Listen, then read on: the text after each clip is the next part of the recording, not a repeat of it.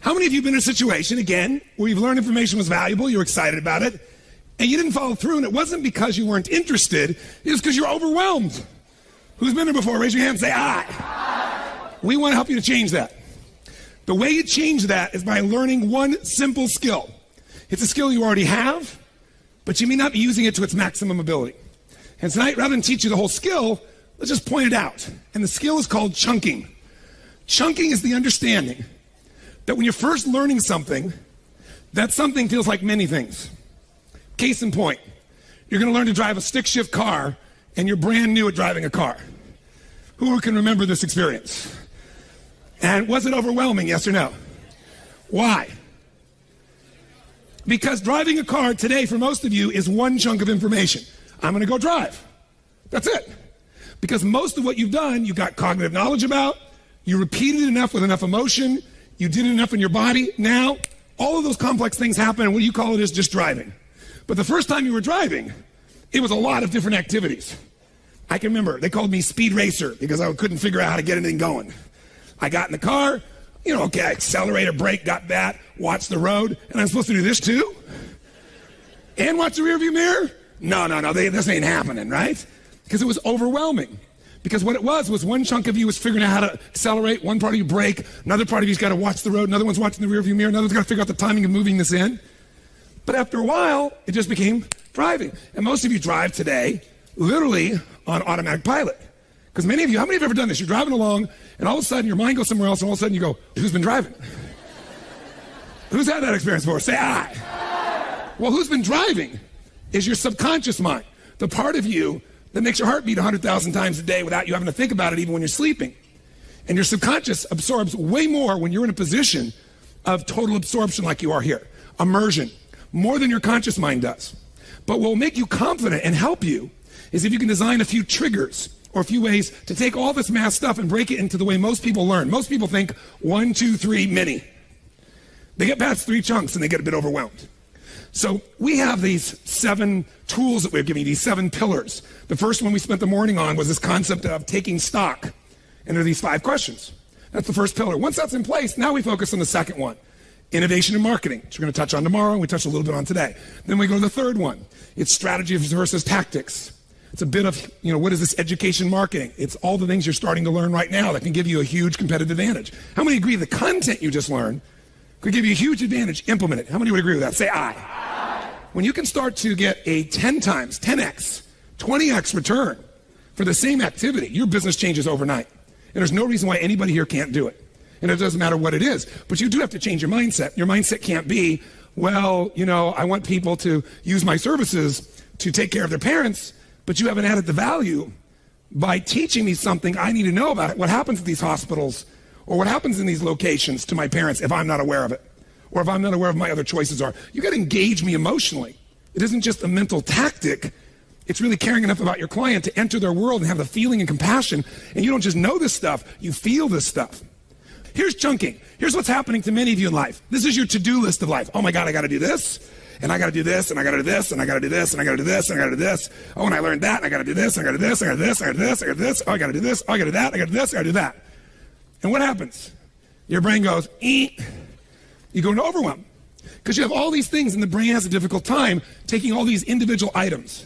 But what if you could come along and you could say, this one, and this one, and this one, and this one, and this one, and this one, these all relate to how I can increase the number of customers that I get from the same amount of activity.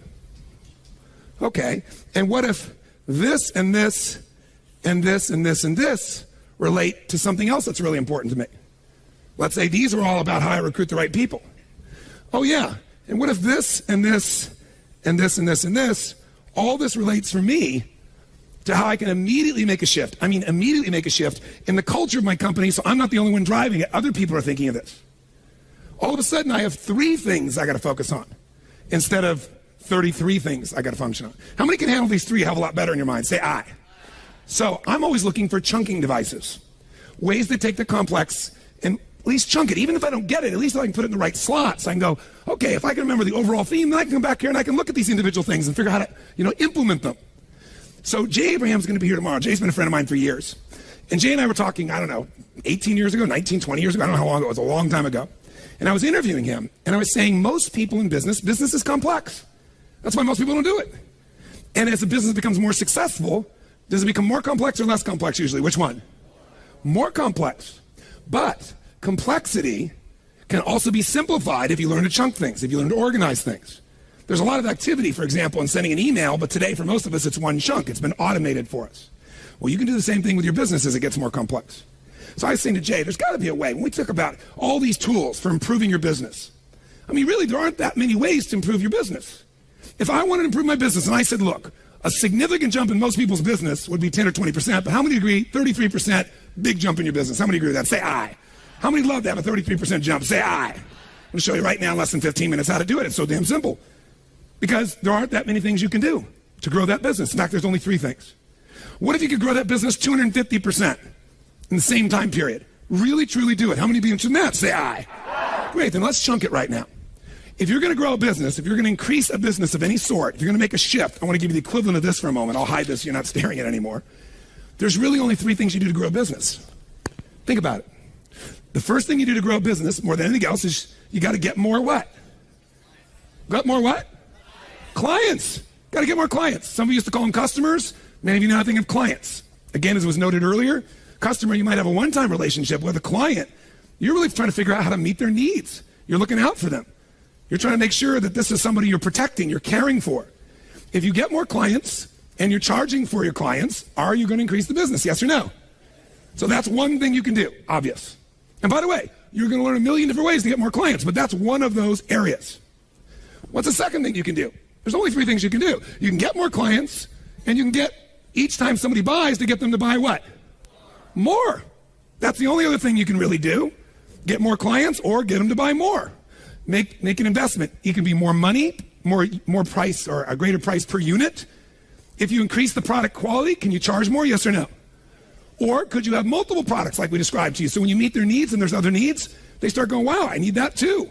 And it's a legitimate need. You're not just selling them, you truly are meeting their needs. Can you find a way, once you have a client, to meet more of their needs if you're innovating, and if you love your clients, if you care about them, if you understand them, not mentally but emotionally? How many think you could find some other needs you could truly meet for them since you're an expert? How many could do this? Say aye. So if you do that, you can charge more, right? The third choice, and the only third choice to grow a business, get more clients, get more money each transaction, or get them to buy more often. Those are the only 3 ways to grow any business. I don't care what business you're in. That's what's so beautiful about this. Get more clients, get more income per transaction with the client, and or get the client to buy more often. And here's how you're going to do that. Open your notebook, and I'll put it on the screen for you as well. And let's do a little math, real simple math. And we'll do it with a number that's small enough that no one needs to grab their calculator. Number 1, out loud, so it's in your body. What's my first way to grow my business? Increase the number of? That's number 1. Number 2, increase the average what? More money per transaction. Or third, increase the what? Repurchase. Or some of you might get more referrals, because some of you might say, but Tony, I sell real estate and a person doesn't buy again. You know, on average, they might not buy for 4 years, 3 years, 5 years.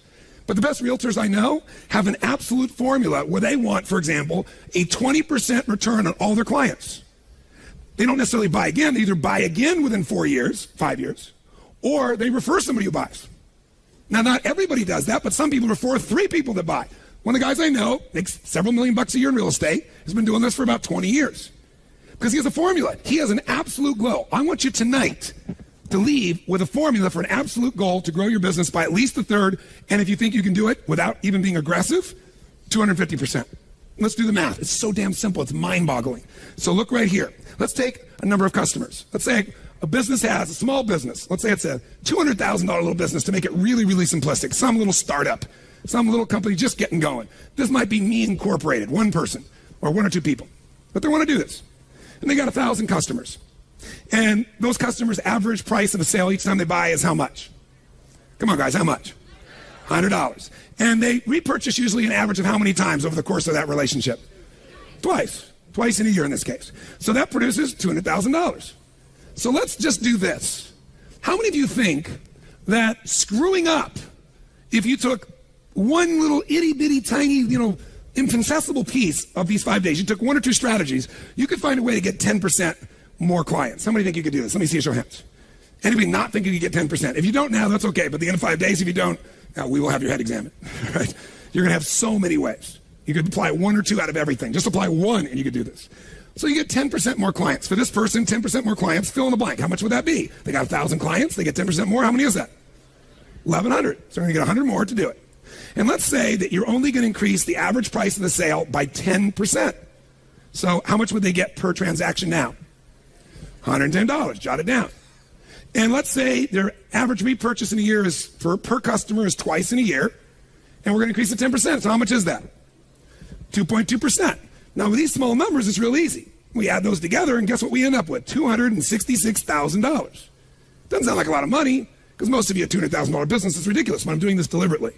That is a 33.1% increase in business. Here's the formula. Increase the number of clients by 10%, increase the transaction value by 10%, increase repurchase or referral by 10%. You just grew your business by 1/3. By the way, will your profit only be 1/3? How much of this is going to profit? Is it going to be the same as all your other purchases or all your other sales? Yes or no? No, because you're covering most of your overhead already in your core business. So your profitability, this goes to a great significant amount to your bottom line. Who here could find a way to get 10% more for your current product or service, even without much enhancement? How many think you could do it? I'm just curious. How many could do it definitely by an enhancement or by adding another service? Let me see your hands. You know you could. How many think if you worked on it and focused on really serving your customer, you're going to buy 10% more often, 2.2 times per customer? How many think you could do that? Great. 1/3 business growth. I want you to get how simple this is. Now, if you wanted to get a little bit more aggressive, and most of you in this room certainly should, let's take the same little business, and let's say we're going to increase the number of clients, not 10%. If you can get a 10x or 20x return on your ads, if you start using education marketing as an element, you're using market data, and people start going, wow, of course I do business with you. You're not even selling them. You're just telling them the truth. You're adding value to their life. If you just took 1 or 2 or 3 of these strategies, and you're just a little bit more aggressive, you hired some salespeople. You're in you're in toddler, and you go hire some salespeople. Before you think you couldn't afford it, but now you go, you know what? I'm going to figure out what the value of this customer is, and I'm going to pay disproportionately for some of these people. Or I'm going to do an educational strategy like we saw, where I can give them more income. I'm going to hire some more salespeople. Or you're in that stage of young adulthood, and you say, you know what? We're going to get much more efficient. I'm not going to keep mailing to everything. I'm going to find a more efficient way to get my clients. Whatever it is. Let's say increase them by 33%. 33% would be 1,330 new clients. Say it took you a year to do that. And by the way, let's say we increased the value per sale by 25%. So now instead of 100, it'd be how much? Come on, guys, how much? 125. And let's say we increase the repurchasing frequency by 50%. 50% more. Which, by the way, if somebody loves you, they're not going to buy 2.2 times. They probably buy 3 times in a year if you're really adding the value. So that's 3 times. Now, when you put those numbers together, what do you end up with, by the way? You end up with a $500,000 business that used to be a $200,000 business. Who thinks they could do this in a year? I'm just curious. Let me see your hands. You could do it, frankly, without most of the strategies you're learning here.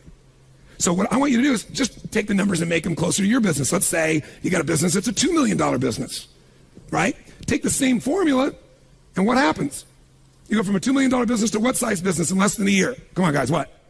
Well, you can make it 2.6 just by doing 10, 10, 10, or you can make it a $5 million business by doing 33, 25, and 50%. How many follow this? If you go, those numbers are boring to me, add a 0. Take your $20 million business and make it a what? If it was a $20 million business and we're going to use the same formula, it would be $50 million. You're going to jump proportionately. $100 million businesses, just add a 0. I started with the most simple 0 because then it's believable to you. But the ratio doesn't change based on the size of the business. So here's what I want you to do.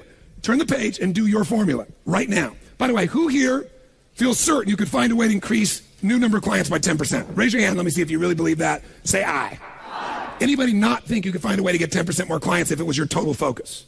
Total focus. Okay? Second, anybody here who feels certain you could find a way to get 10% more money, that's it, per transaction by either added value, additional product, whatever it takes? Who here feels you could absolutely do that? Raise your hand. Say aye. Aye. Great. Who here can find a way to get 10% more purchasing time or referrals? Raise your hand. Say aye. Aye. Great. Then I want you to do this now. Flip the page. And right now, my time's ending, so you got to do your job. How many clients or customers do you currently have? Fill it up there. It was filled in the blank up there. Go ahead and put it up there. How many clients do you currently have? What's the average value per sale? How often do they buy back from you? What's the size of your business? Now, if right now you're rolling your eyes, that means you don't know the answers to these questions. That means you really don't know how to run your business. The first thing you better know is how many clients you have. You got to know what the average transaction is. And you certainly want to know how often they're buying from you. Otherwise, you really don't know anything about the fundamental matrix of your business. Here's the good news. If you don't know it, can you go find this out? Yes or no? Not hard to do. Do an estimate if you don't know. Do an estimate. Start out with what you have. The size of my business currently is X million, X whatever. Work backwards. How many new clients, how many total clients do we serve in a year? Some of you thought of them as customers. You can use that word if it helps you get back to what they were, because many of them were customers for you. How much on average do those people pay? How often do they buy? And then all I want you to do is fill that in, and then below it, add 10%, 10%, 10%, and calculate the number. And you will know your plan. Or if you want to grow it 250%, add 33, add the 25, add the 50. We're going to give you, since I'm done and I did it in less than 15 minutes, we'll give you 5 to come up with your formula. Go. How many have been able to complete this? Let me see your hands. How many have come up with this? Great. If you got a question, 2 or 3 quick questions. I try to answer a few. The biggest question I'm hearing from several people, Mark, were you over there? Where are you, Mark? Yeah, Mark, would you share your question so we give a perfect example? Give me hands. Mark, ladies and gentlemen. No, I said it's Mark, ladies and gentlemen.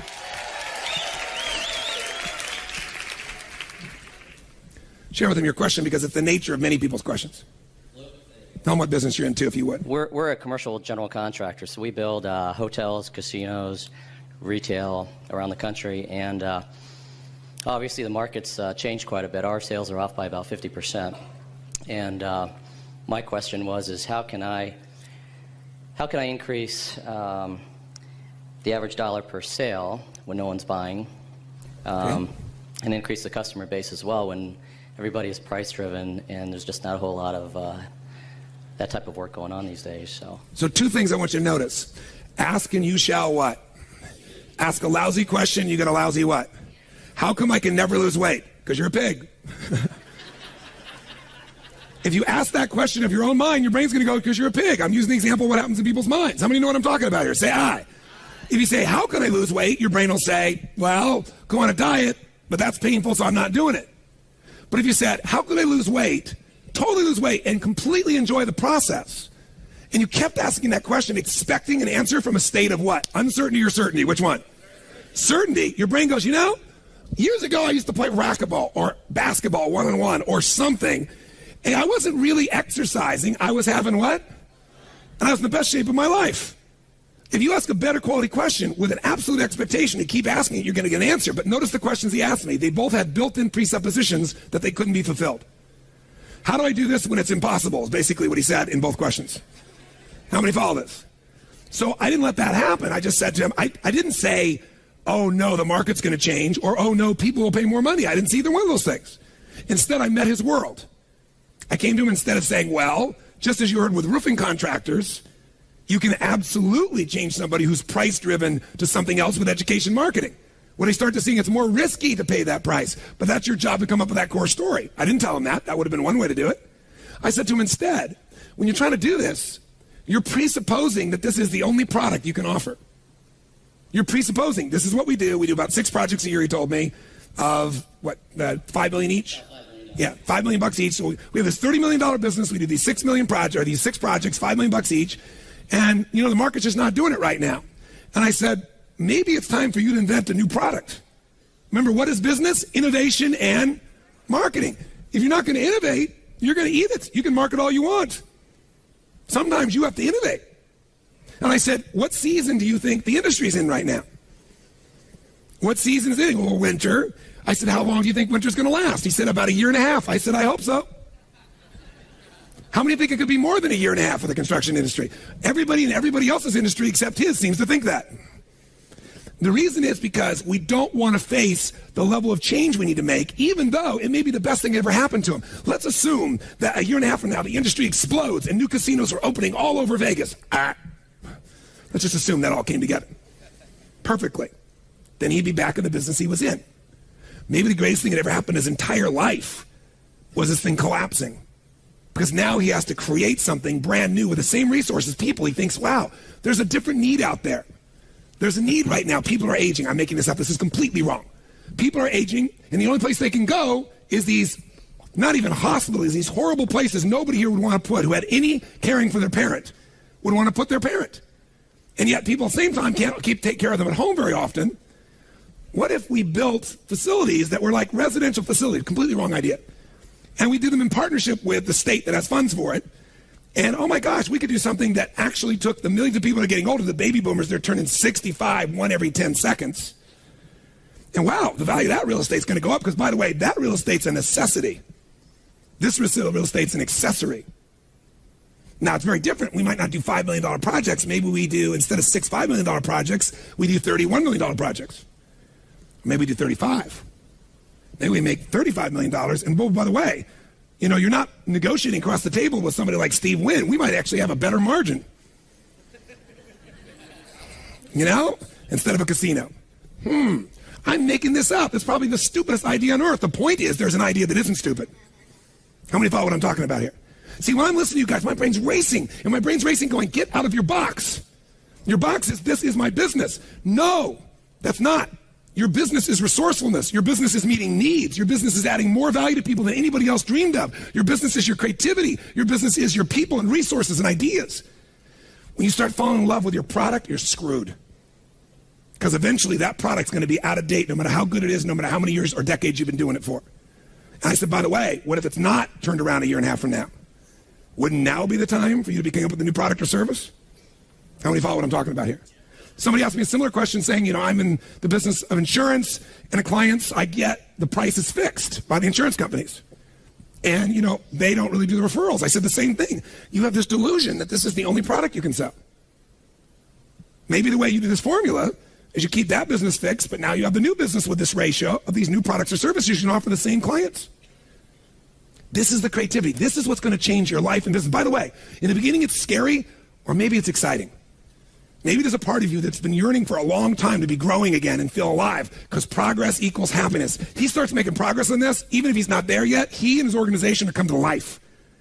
People are going to feel like, man, this is it. Maybe this really was a gift. The guy that worked for Lehman Brothers, or woman, who used to get up out of Connecticut or wherever they were and get on the train and spend 3.5 hours going back and forth to work every day, and they got to be there by 6:37 or 8 in the morning, and they get home at 10 or 11 at night, and they don't know their kids, and they don't know their husband or wife, and their health is deteriorating, and they're making lots of money. Maybe the best thing that ever happened in their lifetime was for Lehman to go under. Because now they get to reinvent their life based on the new season and the new nature and what they really want and why they're doing it all in the first place. Is this making sense to you? Yes. These guys, these next 4 or 5 days, give yourself the gift to say, I'm going to work harder than I've ever worked on the business. Not in the damn thing. You guys work hard in your business all the time. We all know this distinction intellectually, but how often are you really doing it? That's why we'll go day and night. Listen, I can make this a hell of a lot easier on me and you. I can just pop in and out and do nothing. I want to make sure when you leave in these 5 days, you leave with a plan that you can look yourself in the eye and anybody else and go, if I screw up, it's going to be like this. That's the goal we have here. And so you don't have to do it all. But I do suggest this. The other way you chunk is when all that stuff's in your head, you still got it in short-term memory right now, but you won't by morning. Now, you may have written it down, but you're going to then have to take time to go review all this stuff again. So here's what I do as a practice. When I want to master something, when I was learning neurolinguistic programming, I'd sit in a class and we'd go all day, and their idea was like, 9 to noon and then noon to like 3, and everybody's like, wow, that was a long day, right? See, my view is if you're really building something and you got this and people go, well, I have no time to build a business. I'm working, 9 to 5. Well, what are you doing from 7 to 2? That's the second shift. If your business isn't going, that's the shift you better take on, because your family deserves it. You deserve it. If you did it for a short period of time, you'll have such a new momentum that you can have a job that's working 3 or 4 hours a day. But if you don't do what's necessary, when it gets winter, I got to tell you something. You got to work harder in winter. You got to go out and chop the wood and bring it in. But you also can ski and snowboard and do all those other cool things. It's a different game. But here's what I do right now. You got so much you pulled in today. Here's what I did when I learned NLP. I'd sit down and I would just write out 2 lists. One list was every principle or distinction I could pull out of my head while it was still there. I made myself see everything you've ever seen, heard, tasted, touched, or smelled is in your nervous system. But it gets stored. But if you don't retrieve it in a short period of time, you don't get the ability to really retrieve it very well. It's not linked up. But if while it's in your memory, you quickly go grab it, you set up the retrieval system, you'll be able to get it again. So I'm going to ask you to do this every night. We're going to do it right now for just 5 minutes. So what distinctions did you make today that could absolutely change your business forever? Well, you just learned one. I just learned the three-step formula for growing my business by 1/3 to 250% that I know is totally doable. So I'd write down the principle, and I'd write down if there was an action item. Like some of you right now, when you go home, you shouldn't leave this whole binder. You should be able to go to the back of this binder and go, here's my action list. I'll decide when I'm going to do it later, or I'm going to lock down when, and I'm going to make sure I follow through and implement this. How many think this three-step plan would be invaluable for you to be focusing on ongoing? Raise your hand if you believe this will make a difference. Say aye. Great. So I'd write down the principle, and I'd write down an action item. And if you don't know the number, then I'd say, I'm going to get the number of clients. I'm going to call someone tomorrow. I'd write down an action item. I'm going to make sure I get the number of clients. I'm going to find out what our average is, or I'm going to call my accountant, get him to do it for me. Or I'm going to meet with my team when we get home, and we're going to establish this is the plan.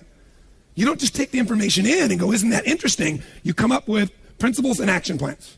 What other distinction did you make today that was valuable? Any little one. You could go, I made that distinction about, education marketing. I knew the distinction before, but I'm not doing it. Here's what I heard different tonight. I heard this story. That triggers me. That story about the shoes, really thinking about to the point that all these different things that'll make somebody, the nerves in their feet, this, I need to look at that in my business. You write down the principle and you're like, okay, action item. I'm going to figure out what's the equivalent. What's going to be my core story? Or I'm going to hire Empire. Or I'm going to say, screw you, Empire. I'm going to go to your website and I'm going to go do it myself, but make it an action item. So principles, stories, action items. You got 5 minutes, write as fast as you can. Make 2 columns. One of those is any principle, any story, any distinction that'll trigger a memory in you. The other is the action item. Go for it now.